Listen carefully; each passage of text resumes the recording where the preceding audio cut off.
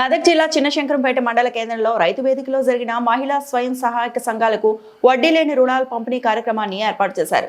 ఈ కార్యక్రమానికి ముఖ్య అతిథిగా మెదక్ ఎమ్మెల్యే మైనంపల్లి రోహిత్రావు, అదనపు కలెక్టర్ నగేష్ తో హాజరయ్యారు. ఈ సందర్భంగా మెదక్ జిల్లాకు సంబంధించి 30 కోట్ల రూపాయలు, నియోజకవర్గానికి సంబంధించి 2,88,00,000 రూపాయల చెక్కులను అందజేశారు.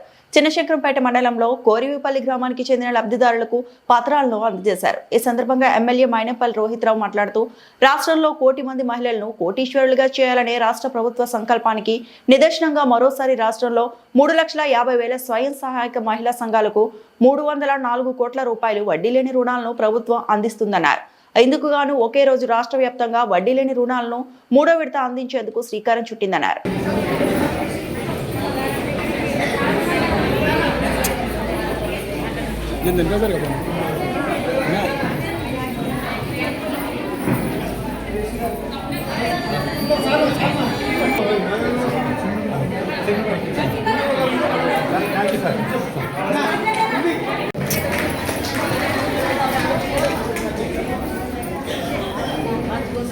సెల్ఫీ వాడుతుంది.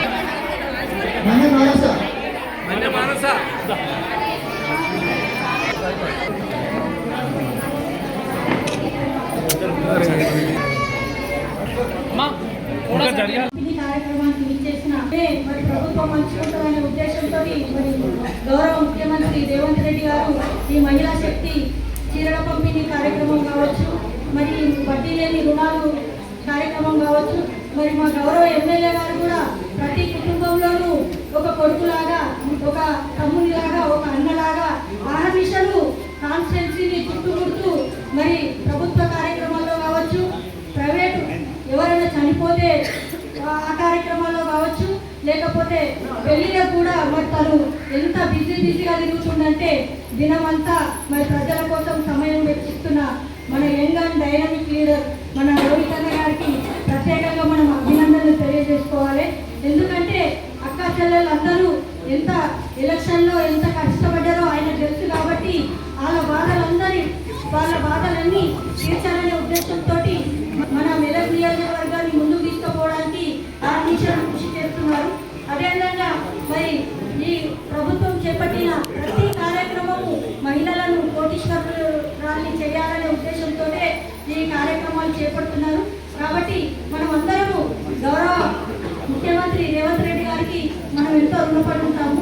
నాకు ఈ అవకాశం ఇచ్చిన మా అక్క చెల్లెలందరికీ మా అభివృద్ధి చెందాలనే ఉద్దేశంతో మరి రాష్ట్ర ముఖ్యమంత్రి గారు ఏదైతే తలపెట్టారో ఆ కార్యక్రమాన్ని ఇలా ముందు తీసుకొచ్చిన మా young and dynamic MLA Mynampally Rohit గారికి, మరి ఈ కార్యక్రమాన్ని పూర్తి దశలో మీకు వివరించి మరి అభివృద్ధి మహిళలు ఎలా కావాలని వివరించడానికి వచ్చిన అడిషనల్ కలెక్టర్ జేసీ గారికి, ఎంపీడీఓ గారికి, మా పార్టీ అధ్యక్షులు సత్యనారాయణ గారికి, మాజీ ఎంపీపీ అరుణ గారికి, గోపాల్ రెడ్డి గారికి, ఎంపీడీఓ గారికి, నా తోటి తాజా మాజీ సర్పంచ్ అందరు నాయకులకు, మా అక్క చెల్లెలందరూ కూడా శుభాభినందనలు తెలియజేస్తున్నాను.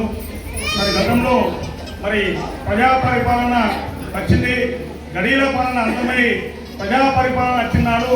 మరి పేదింటి కళ ఎలా నెరవేర్చాలనే ఒక ఉద్దేశంతో అక్కడ ముఖ్యమంత్రి గారు, ఇక్కడ మా యంగ్ డైనమిక్ హీరో మా రోహిత్ గారు మరి సొంతింటి కళ మరి 10 సంవత్సరాల్లో ఒక ఇల్లు ఇవ్వలేదు, ఒక పెన్షన్ ఇవ్వలేదు, ఒక రేషన్ కార్డు ఇవ్వలేదు, విద్యుత్ ఫ్రీగా ఇవ్వలేదు. మీరు ఇదే కాకుండా రైతు రుణమాఫీ చేస్తా అని చెప్పి కూడా ఏనాడు కూడా ప్రభుత్వాలు రైతు రుణమాఫీని పట్టించుకోలేదు. వాళ్ళు చేసిన రుణమాఫీ కేవలం వడ్డీలకు సరిపోలేదు, కానీ ఒకేసారి 26,000 కోట్ల రైతు రుణమాఫీ చేసి దేశంలోనే మరి రేవంత్ రెడ్డి గారి గవర్నమెంట్ మరి ఇది రైతు పక్షపాత ప్రభుత్వం అని నిరూపించుకుంది.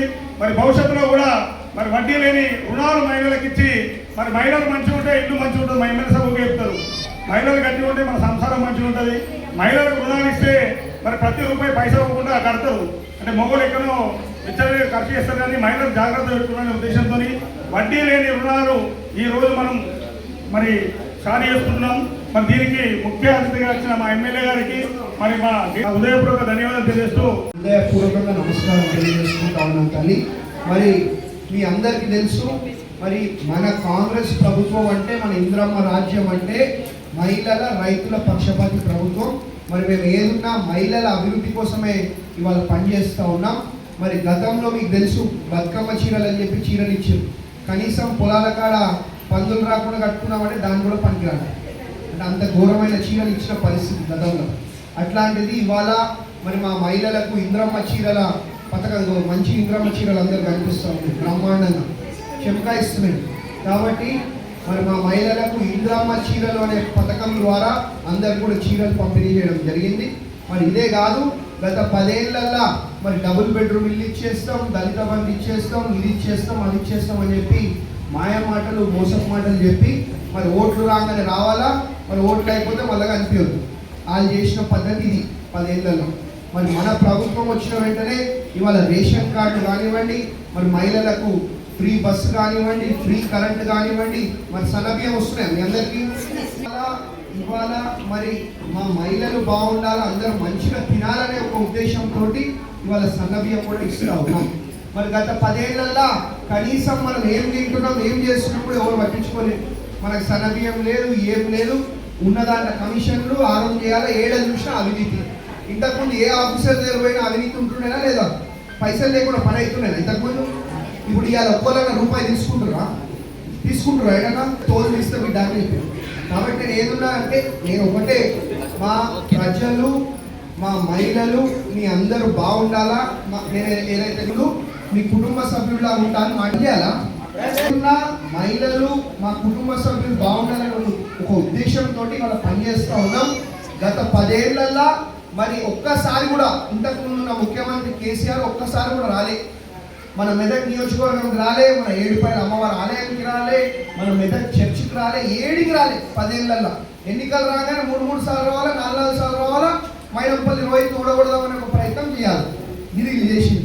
కానీ మన ప్రభుత్వం వచ్చినాక మరి మన రేవంత్ అన్న, మన ముఖ్యమంత్రి గారు 2 సార్లు, 2 ఏళ్ళల్లో 2 సార్లు మన మెదక్ నియోజకవర్గంకి రావడం జరిగింది. తీసుకొని వచ్చి అలా బ్రహ్మాండంగా ఏడుపాయల అమ్మవారి ఆలయం కానివ్వండి, మెదక్ చర్చ్ కానివ్వండి, మన శంకరంపేట మండల్ కానివ్వండి, మన గ్రామాలు కానివ్వండి, ఇవన్నీ కూడా బ్రహ్మాండంగా అభివృద్ధి చేసుకుంటూ ఉన్నాం. ఇవన్నీ 2 ఏళ్ల వ్యవధిలో మనం చేసుకున్న కార్యక్రమాలు. ఇంకా చాలా కార్యక్రమాలు భవిష్యత్తులో అభివృద్ధి, సేవా, సంక్షేమ కార్యక్రమాలు చేపట్టుకుంటూ మరి ఇవన్నీ కూడా మరి ఇంతకుముందు నా ప్రభుత్వం, ఇంతకుముందు ఉన్న ముఖ్యమంత్రి ఒక్కొక్కళ్ళ నెత్తి మీద 2 లక్షల రూపాయలు అప్పు చేసింది ఎక్కువపోయింది. ఈ మొత్తం ప్రభుత్వాన్ని అప్పులపాలు చేసేసిండు, మన రాష్ట్రాన్ని అప్పులపాలు చేసేసిండు. అయినప్పటికీ కూడా మరి ఇవన్నీ కూడా మీకోసం చేసుకుంటూ పోతా ఉన్నాం. మరి మన ప్రభుత్వం వచ్చిన వెంటనే రైతు రుణమాఫీ 80-90% మందికి అయింది. ఏదో ఒకరికో ఇద్దరికో ఏదో సాంకేతిక లోపాల వల్ల కాకపోయి ఉండొచ్చు, కానీ 80-90% మందికి అయితే అయింది కదా రైతు రుణమాఫీ. కాబట్టి వాళ్ళ వడ్డీ లేని రుణాలు కావచ్చు, ఇవన్నీ కూడా మరి మీకోసమే చేస్తూ ఉన్నాం. మీ ఆశీర్వాదం, మీ దీవెన, మీ దయ ఎప్పటికీ ఇట్లనే ఉండాలా. ఉంటే మీకోసం గట్టిగా పనిచేస్తా, మీ ఇంట్లో కుటుంబ సభ్యులా పనిచేస్తా అని చెప్పి ఇంకొకసారి మీ అందరికీ కూడా ఇక్కడికి వచ్చేసిన మా మహిళా సోదరులకు, మా నాయకులకు, మీ అందరికీ పేరు పేరున మనస్ఫూర్తిగా హృదయపూర్వకంగా ధన్యవాదాలు, అభినందనలు తెలియజేస్తూ ముగిస్తాం.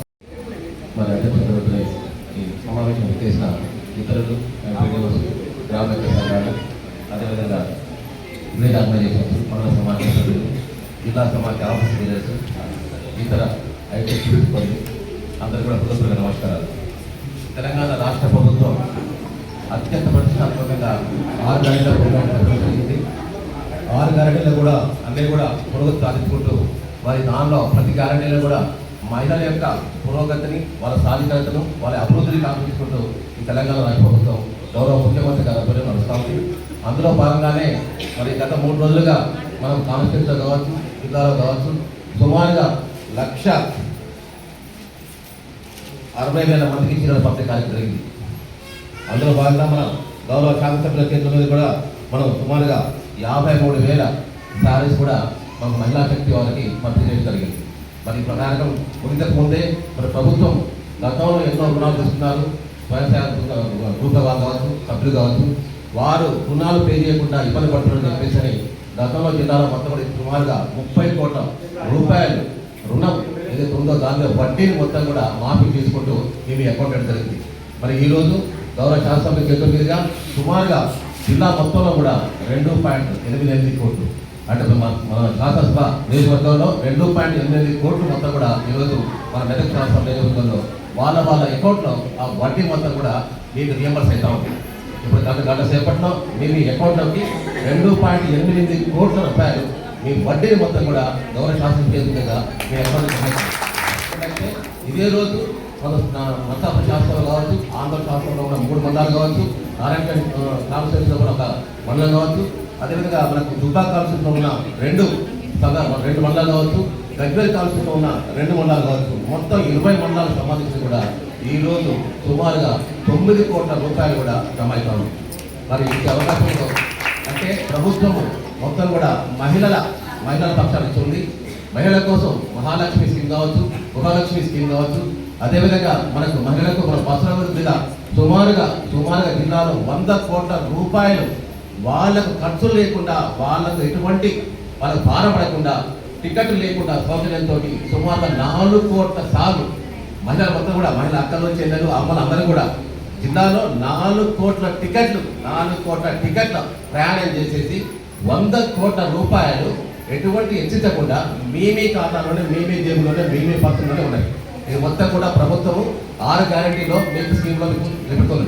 అదేవిధంగా ఇదే కాకుండా మరి ప్రభుత్వం చేస్తున్న గృహజ్యోతి కార్యక్రమంలో కూడా మనకు విద్యుత్ వినియోగదారులకు సంబంధించేసి 200 యూనిట్ల లోపు బిల్లు ఉన్నట్టయితే దాంట్లో కూడా మనకు సుమారుగా 69 కోట్ల 19 లక్షల సబ్సిడీ కూడా మనకు దొరక జరిగింది. అందులో మనకు మెదక్ శాసనసభ నియోజకవర్గానికి సంబంధించేసి సుమారుగా 46,137 మందికి గాను మొత్తం కూడా 28 కోట్ల 60 లక్షల రూపాయలు మీరు కూడా ఆదాయం జరిగింది. అంటే ఎటువంటి ఖర్చు లేకుండా గృహజ్యోతి యొక్క పథకం కింద వినియోగదారులు మొత్తం కూడా విద్యుత్ వినియోగించుకున్నారు. ఇది మొత్తం కూడా మీకు బాధపడకుండా ప్రభుత్వమే తాను మీకు పేమెంట్ చేయడం జరిగింది.